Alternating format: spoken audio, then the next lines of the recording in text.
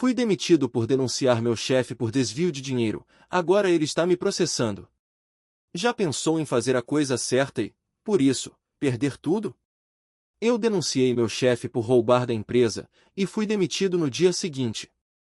Agora ele está me processando por difamação e minha vida virou um pesadelo. Preciso de conselhos. Sério. Não sei mais o que fazer. Nunca achei que ia postar algo assim aqui, mas a real é que não tenho mais para onde correr.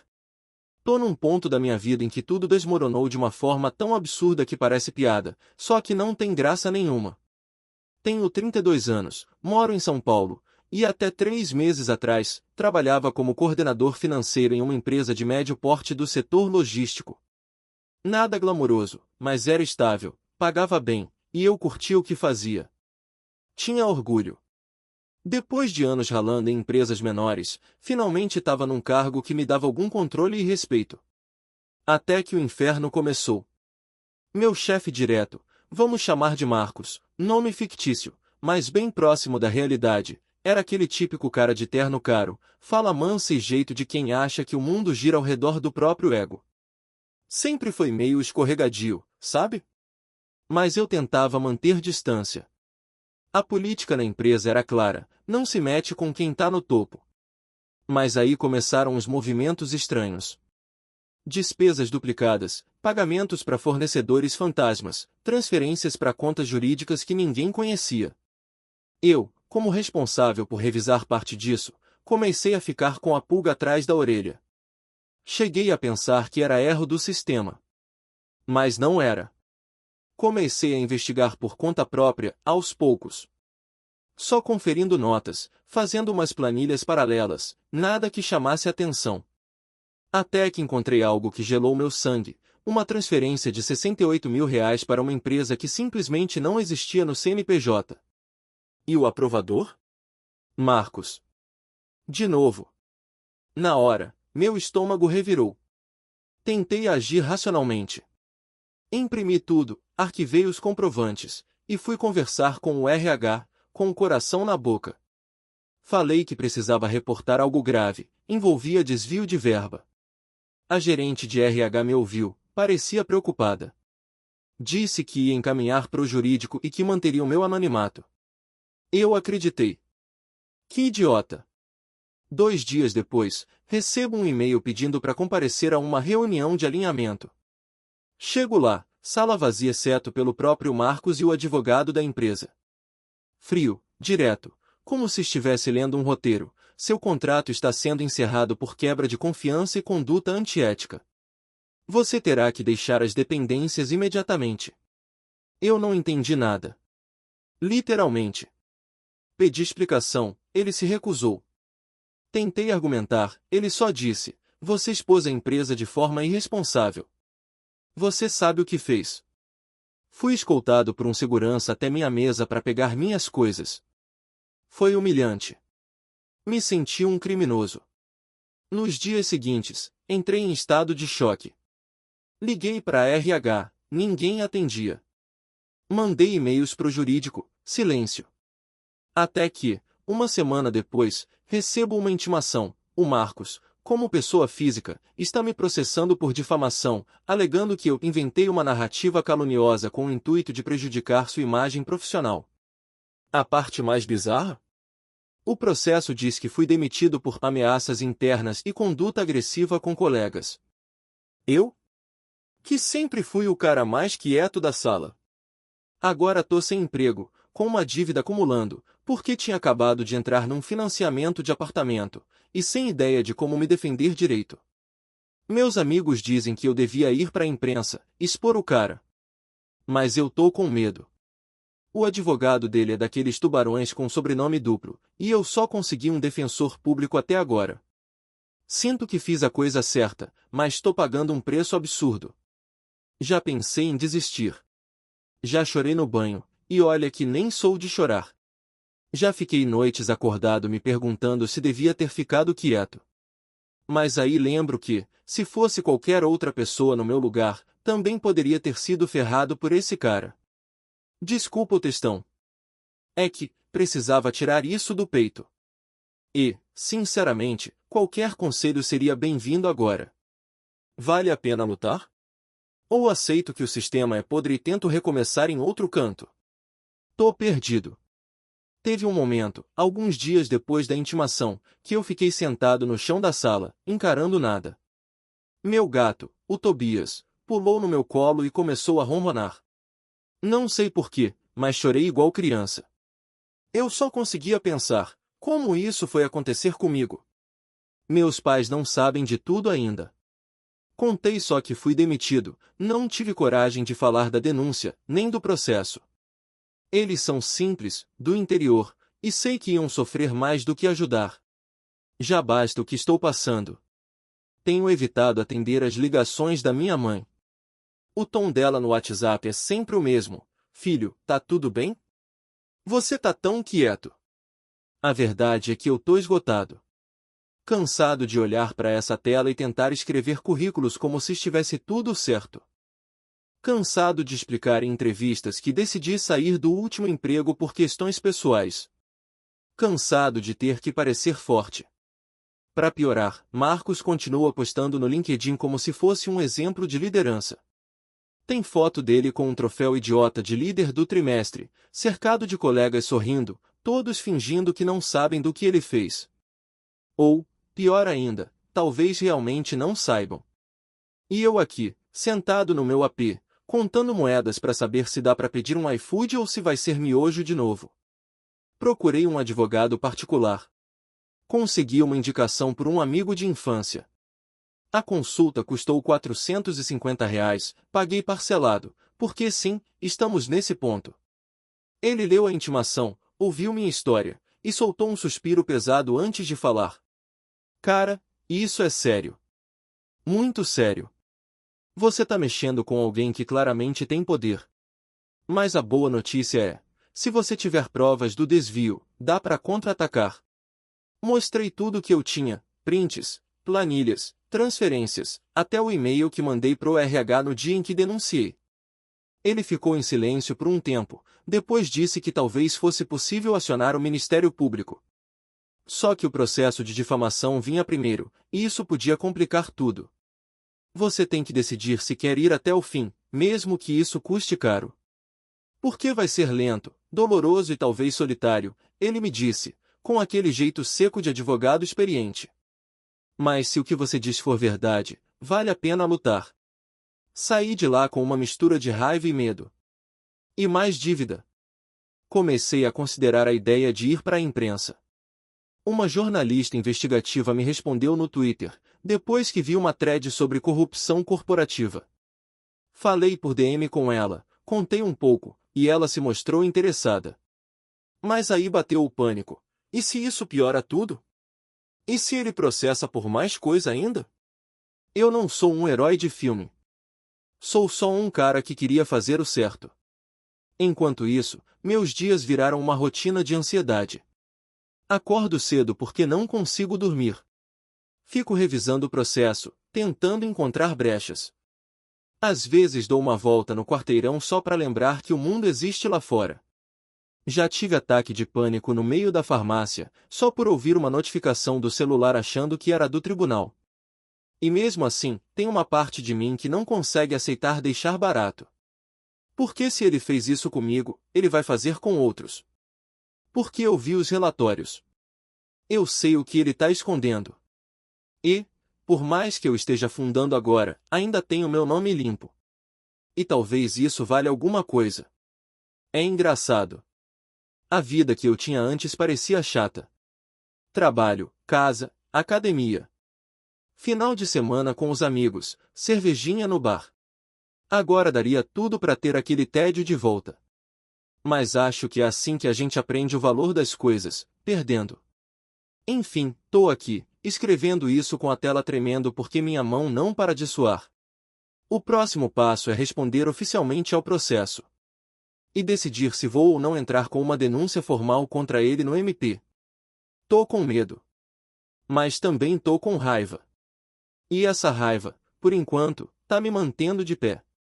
Se alguém aqui já passou por algo parecido, por favor, me conta. Ou me dá qualquer luz. Porque, sinceramente, tô indo no escuro. E obrigado por ler até aqui. Sério mesmo. Só de escrever isso tudo, já me sinto um pouco menos sozinho. Recebi muitas mensagens depois que postei aqui. Algumas me fizeram chorar. Outras me deram uma injeção de ânimo. Teve um cara que comentou: você pode estar no fundo do poço, mas pelo menos não tá cavando. Parece bobagem, mas essa frase grudou na minha cabeça. Hoje fazendo exatamente 34 dias desde que fui demitido. Ainda tô sem emprego, mas muita coisa mudou, principalmente dentro de mim. Decidi que não vou mais viver com medo desse cara. Depois de conversar com aquele advogado, voltei para casa e passei 2 dias organizando todos os arquivos que tinha sobre as fraudes. Tudo.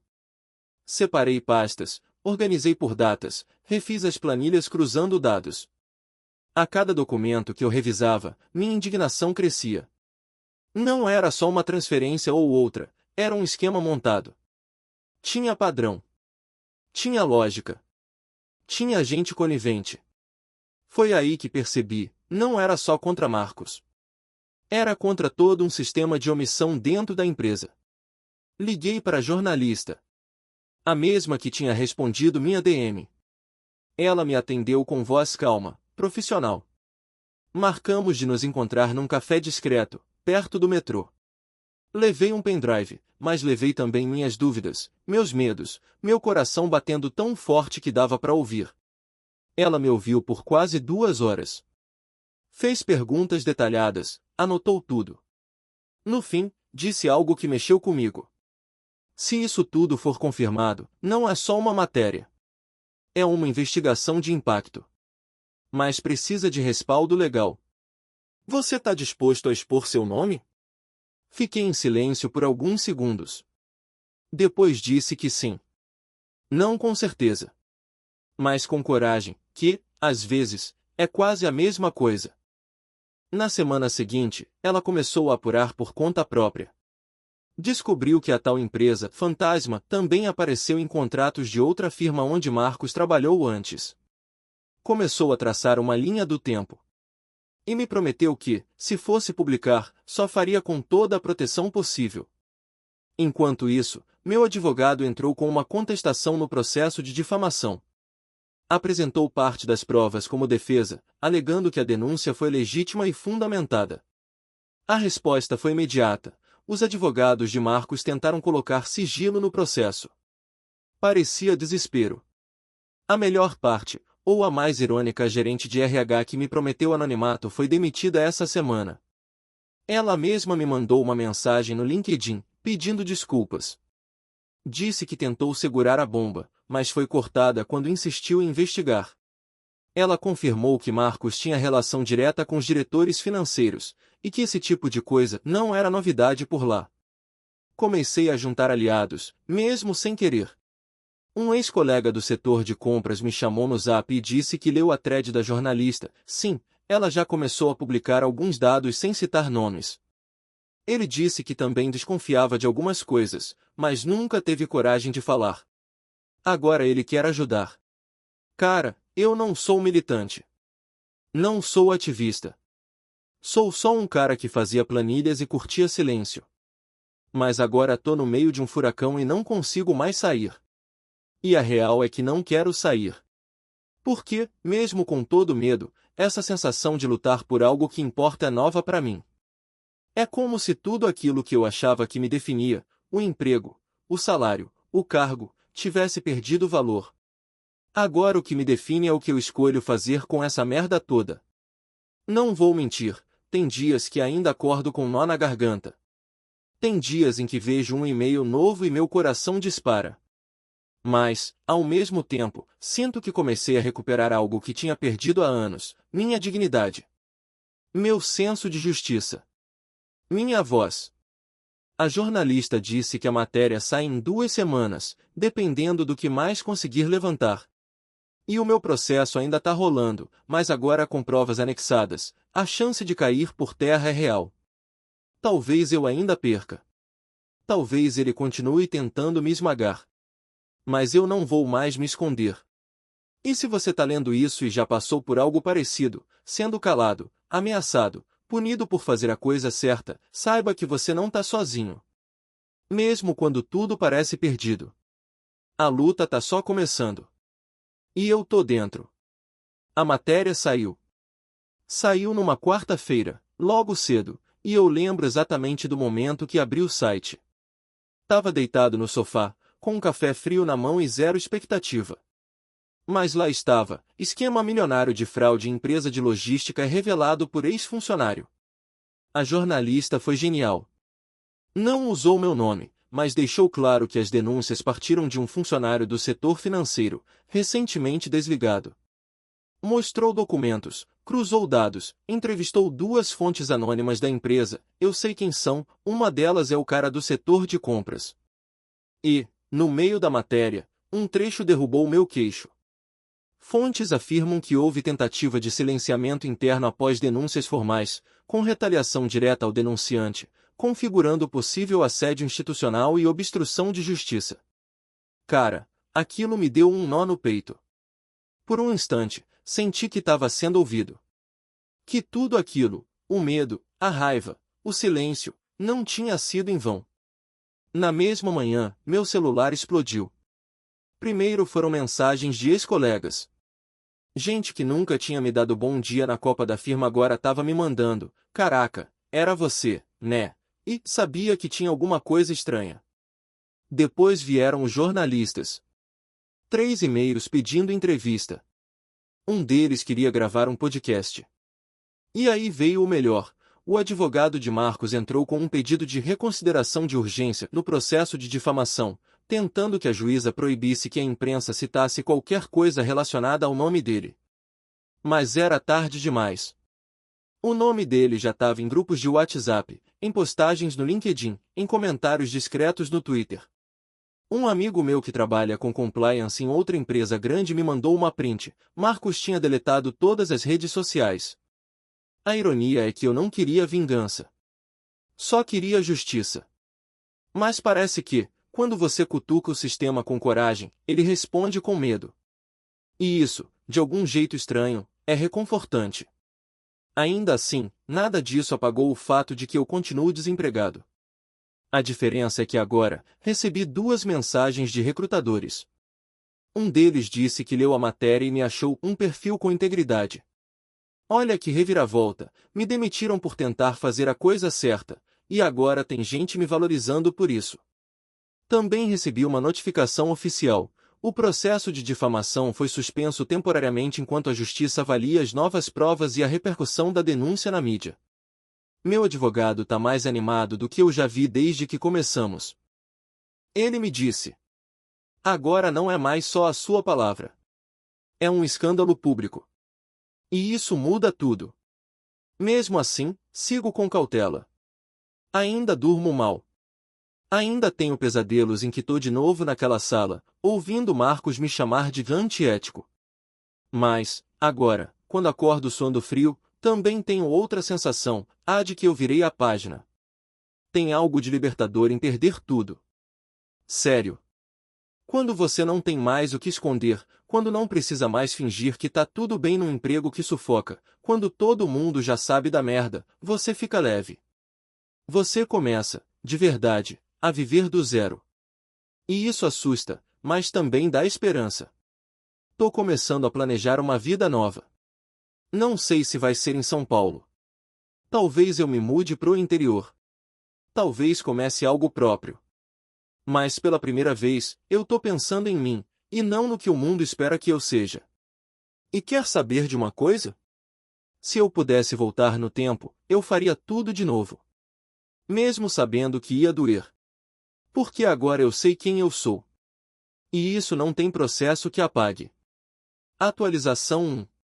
Oi, pessoal. Voltei com um update porque, bom, muita coisa aconteceu desde meu último post, e também porque alguns de vocês pediram. Nunca achei que esse desabafo ia ter tanta repercussão. Juro, ainda me assusta um pouco. Mas também me fortalece. Li todos os comentários. Todos mesmo. A maioria me deu um apoio inacreditável. Várias pessoas escreveram que eu fui corajoso, que fiz o certo. Outras foram mais duras, disseram que eu estava sendo ingênuo ou mole demais. E olha, talvez vocês tenham razão. Uma das mensagens que mais me marcou foi de uma mulher que comentou: se você não se posiciona até o fim, caras como ele continuam vencendo. O silêncio é o combustível deles. Essa frase me acordou de um jeito que nem terapia conseguiu. Então aqui vai o que rolou desde então. O processo de difamação foi arquivado provisoriamente. O termo técnico é extinção sem julgamento de mérito, com possibilidade de reabertura mediante novas provas.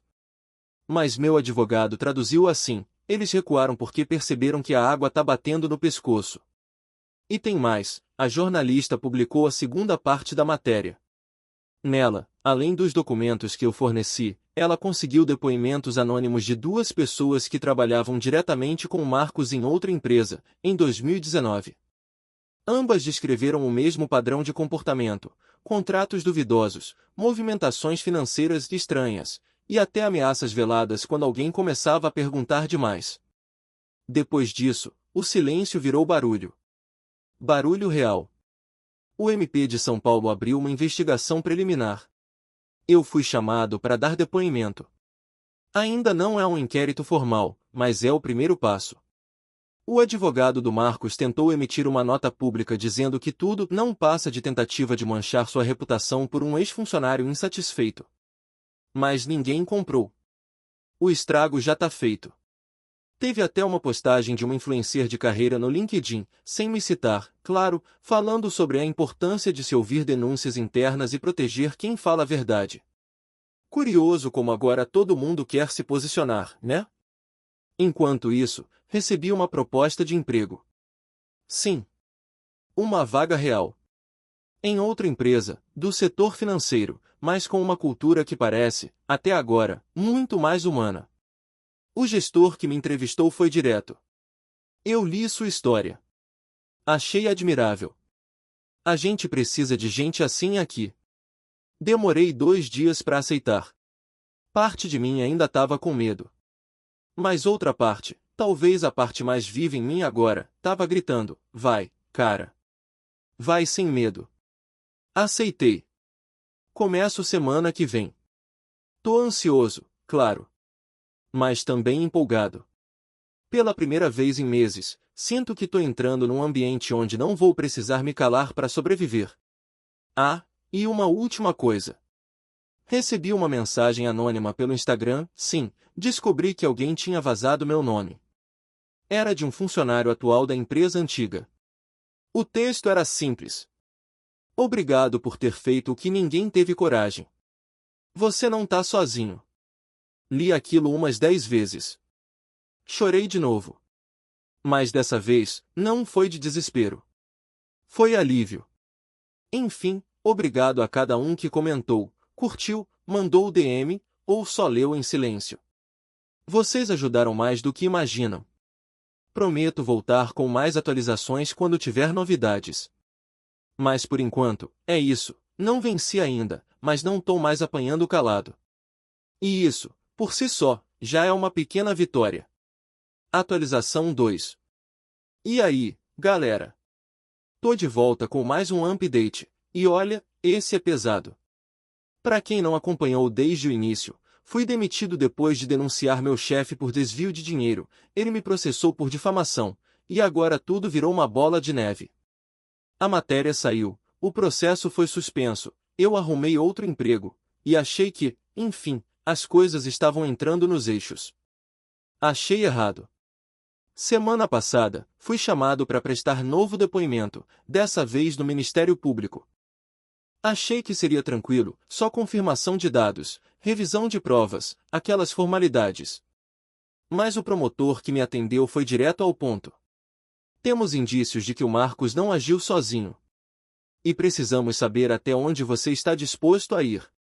Aquilo me pegou no estômago. Porque até então, na minha cabeça, era eu contra o chefe babaca. Mas agora a coisa escalou. Estão falando em formação de quadrilha, crime fiscal, lavagem de dinheiro. E eu? Eu sou a testemunha-chave. A real é que me bateu um medo que eu achei que já tinha superado. Porque agora não é mais só uma briga trabalhista ou um embate de reputação. É algo criminal. E, por mais que eu saiba que fiz a coisa certa, também sei que isso tem um custo. Nos últimos dias, recebi duas coincidências estranhas. Primeira, um carro ficou parado na frente do meu prédio por 3 noites seguidas. Um Fiat Siena prata, com vidro escuro. Não desceu ninguém, não subiu ninguém. Só ficou lá. Na quarta noite, sumiu. Segunda, meu irmão, que trabalha num cartório do interior, me ligou dizendo que um homem engravatado apareceu lá perguntando por mim. Disse que era para uma citação jurídica, mas meu nome nem está mais vinculado ao endereço dos meus pais. Coincidência? Talvez. Mas meu advogado acha que é intimidação. E, sinceramente, eu também. Ele pediu que eu considerasse entrar no programa de proteção a testemunhas, pelo menos enquanto durar a investigação. Parece exagero, né? Mas quando você mexe com dinheiro, poder e gente influente, tudo pode acontecer. E no meio disso tudo, tem o trabalho novo. A empresa tem sido compreensiva. Meus gestores sabem da situação e até ofereceram apoio psicológico. Mas é difícil me concentrar. Tô sempre com a sensação de que tem alguém me olhando. Minhas costas doem de tensão. Comecei a ter pesadelos de novo.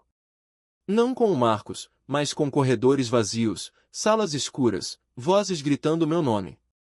Ontem mesmo, quase caí no choro durante uma reunião. Fingi que era uma crise de enxaqueca e saí da call. A verdade é que, às vezes, eu sinto que perdi minha paz para sempre. E aí vem o dilema moral: até onde eu levo isso? Se eu continuar, corro risco real. De vida, talvez? Não sei. Mas de ser perseguido, de ter minha vida vasculhada, isso com certeza. E se eu parar agora, tudo que denunciei vai se dissolver. A empresa vai acobertar, Marcos vai dar a volta por cima, e eu vou carregar esse silêncio como uma segunda demissão. Um amigo próximo me disse: Cara, você não deve nada pra ninguém. Já fez mais do que 99% das pessoas fariam. Mas será que isso basta? Uma parte de mim quer fugir. Ir embora, sumir, recomeçar numa cidade pequena e esquecer disso tudo. Mas a outra parte, aquela que me fez denunciar, que encarou o tribunal, que chorou no sofá e depois se levantou, essa parte não deixa. E, por mais que eu esteja cansado, ferido e assustado, eu acho que ela ainda é mais forte. Então sim, eu vou continuar. Mas confesso, dessa vez, eu tô com medo de verdade. Se alguém já passou por algo parecido, ou conhece alguém que passou, por favor, compartilhe aqui. Não só por mim, mas por todo mundo que tá lutando no escuro, tentando fazer a coisa certa num mundo que vive premiando o errado. Vou atualizando conforme as coisas avançarem. E, mais uma vez, obrigado por cada comentário, conselho e mensagem de apoio. Mesmo sem me conhecerem, vocês têm sido minha rede de segurança.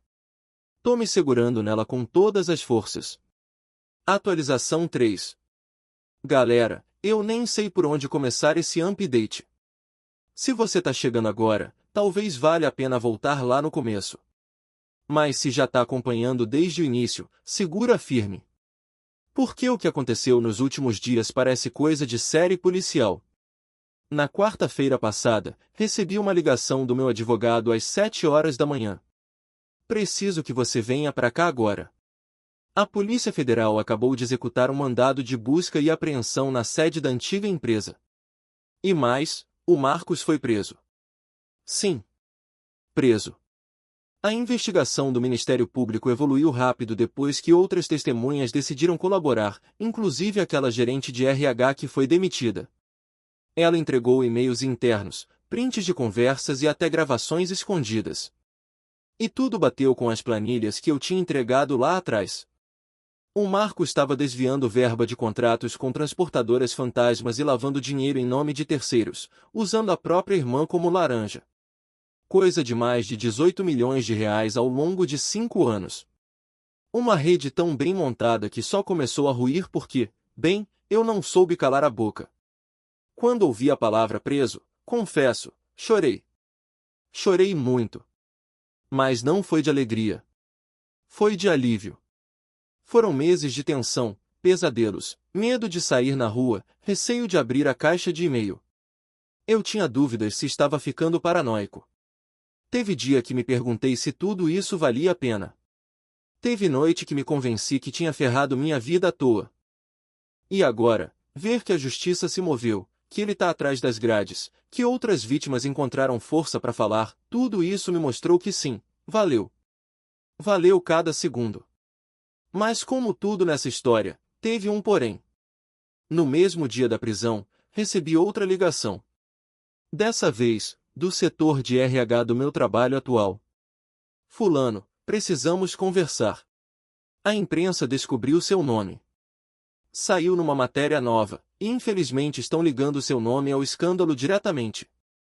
A gente entende o contexto, mas precisamos analisar os impactos para a empresa.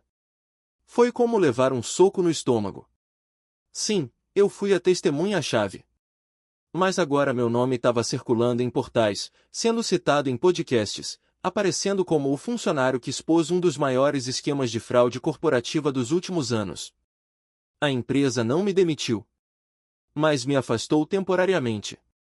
Com salário, ok, mas ainda assim um afastamento. Na prática, é um vamos ver como isso repercute. E eu entendo. Juro que entendo. Mas dói. Porque parece que, mesmo vencendo, eu continuo pagando o preço. Mesmo tendo razão, sou tratado como uma bomba relógio. Um risco. É o paradoxo de quem denuncia, você sai como herói público, e vira um problema interno. Tô tentando manter a cabeça erguida. O advogado disse que, agora que a parte criminal andou, o processo antigo, aquele de difamação, vai ser arquivado definitivamente, e o Marcos ainda pode ser investigado por tentativa de coação de testemunha, pelas ameaças indiretas. A jornalista que começou tudo me ligou. Ela me agradeceu. Disse que, sem minha coragem, nada teria vindo à tona. Você sabe que fez história, né? Talvez sim. Talvez não. Mas no fundo, eu só queria voltar para minha vida. Ter uma rotina, um trabalho, um fim de semana tranquilo. Só isso. E mesmo agora, com o bandido preso, meu nome limpo e tudo virando manchete, o que eu sinto é cansaço. Um cansaço profundo. Da alma. Sei que muita gente que leu isso aqui vai dizer, fica firme, você é um guerreiro, e eu agradeço, de verdade.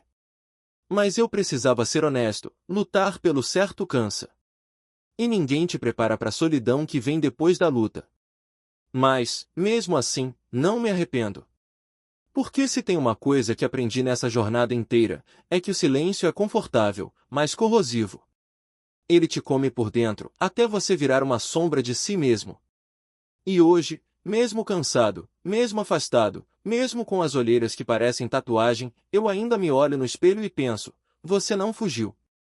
E isso vale tudo. Atualização final. Oi, pessoal. Esse vai ser o último update, pelo menos por agora.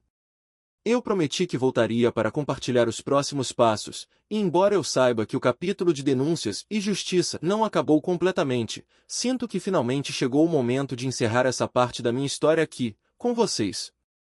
Não vou mentir, é complicado. Eu passei muito tempo refletindo sobre o que aconteceu.